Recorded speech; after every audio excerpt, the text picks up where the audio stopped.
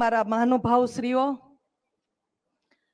આણંદના દરેકે દરેક સંસ્થાના પ્રમુખશ્રીઓ, જે સંસ્થાના પ્રમુખશ્રીઓ પ્રતિનિધિશ્રીઓ પધાર્યા હોય અને ખાસ તો આપણા આ કાર્યક્રમને શોભાયમાન કરવા માટે માનનીય શ્રી મહિપાલસિંહ સાહેબ પધાર્યા છે રાજસ્થાનથી. આપણે બધા એમને ખૂબ ખૂબ આવકારીએ. દરેકે દરેક જ્ઞાતિના પ્રમુખશ્રીઓ, આગેવાનશ્રીઓ, આજે આણંદના આંગણે આપ બધા પધાર્યા છો. આપ સર્વેનું હાર્દિક સ્વાગત કરું છું. જાણે મિની રાજકોટ અત્યારે દેખાઈ રહ્યું છે. ખૂબ એકતા.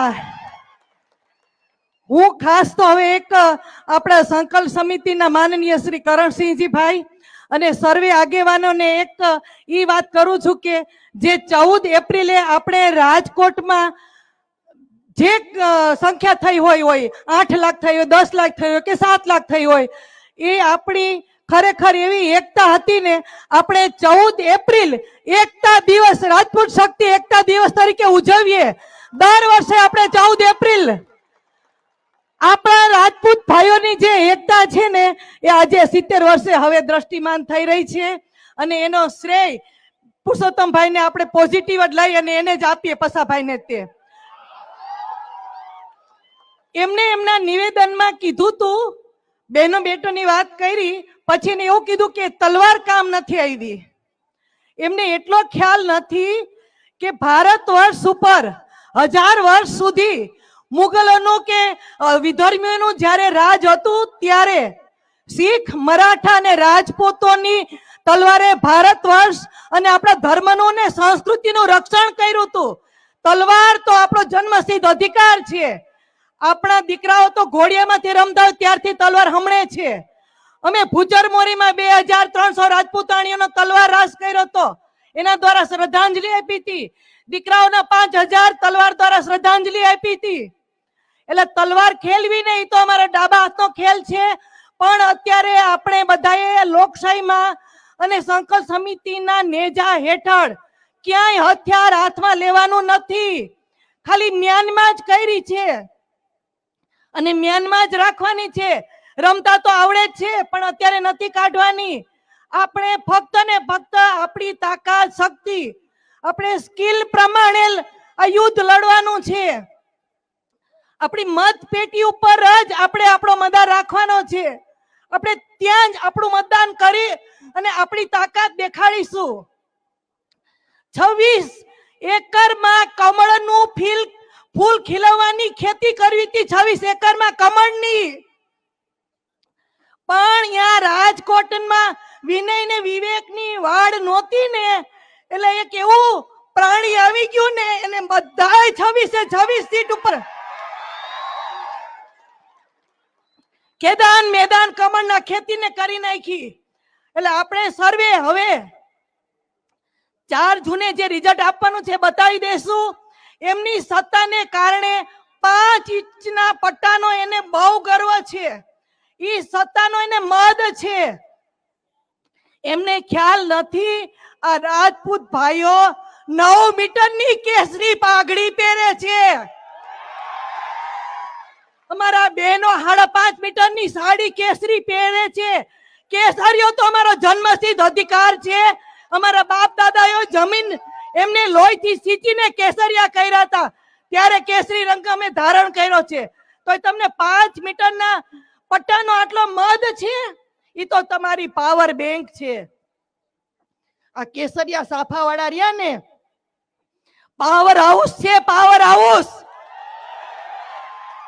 તમે આ 6% કે રાજપૂત સમાજની વસ્તીની ગણતરી એવી રીતે કરી, પણ તમારું અનુમાન બધું ઊંધું પડ્યું. આ 6% નથી, આ 60% પહોંચાડે ને એટલી શક્તિ ધરાવે છે. એક વ્યક્તિ એટલી બળવાનને કહેવાય ને કે એનામાં તો બુદ્ધિ, પેલા તો રાજાશાહીમાં બળ હતું, હવે તો બુદ્ધિ ને બળ બધુંય ભેગું થયું છે. એટલે હવે તમે એનું પરિણામ જોઈજો. એમને ખ્યાલ નહોતો કે અમારે 15 ફૂટ 15માં અમારે મીટિંગ કરવાનો વારો આવશે. રેલીઓ બંધ થઈ ગઈ, એમના કાર્યક્રમો બંધ થઈ ગયા. રાજપૂત સમાજે ગામડામાં બધે પ્રવેશ બંધ થઈ ગયો. બહુ મોટો ફટકો પડ્યો. એને ખ્યાલ નહોતો કે અમારો રાજપૂત સમાજ આટલો ઉગ્ર ને એગ્રેસિવ હશે. આ તાકાત એને બહુ હવે હલાવી ગઈ છે. એને અંદરથી ડર લાગ્યો છે અને હવે આપણે આપણી શક્તિ ને તાકાત સંગઠિત રાખવાની છે. આપણે સંગઠિત રહેશું તો જ આપણું સુરક્ષા ચક્ર છે અને સંયમિત રહીશું એ આપણું રક્ષા ચક્ર છે. સંયમિત જ આપણે રહેવાનું છે.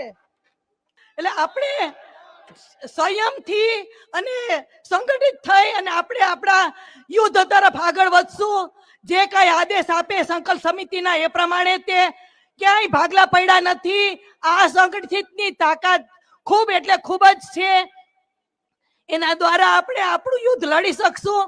અને હવે પછીની જે કઈ રણનીતિ એ લોકો કે પ્રમાણે કોઈ એક બે વ્યક્તિના નિવેદનમાં આવી ન જતા ઈ પોતે પોતાના સ્વાર્થ માટે કહેતા હશે. જ્યારે સંકલન સમિતિ આદેશ કરે ને એના સિવાય ક્યારેય તમે આગળ વધતા જ નહીં.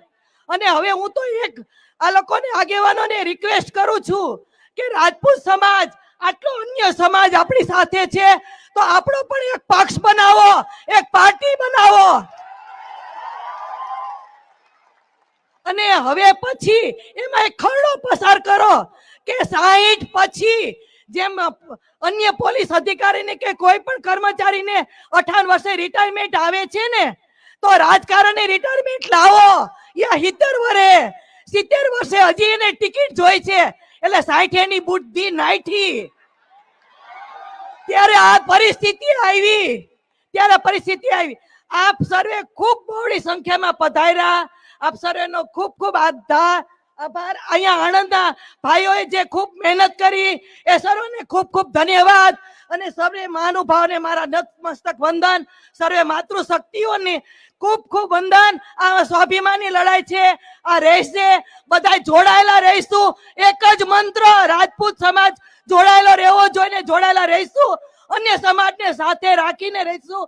જય ભવાની.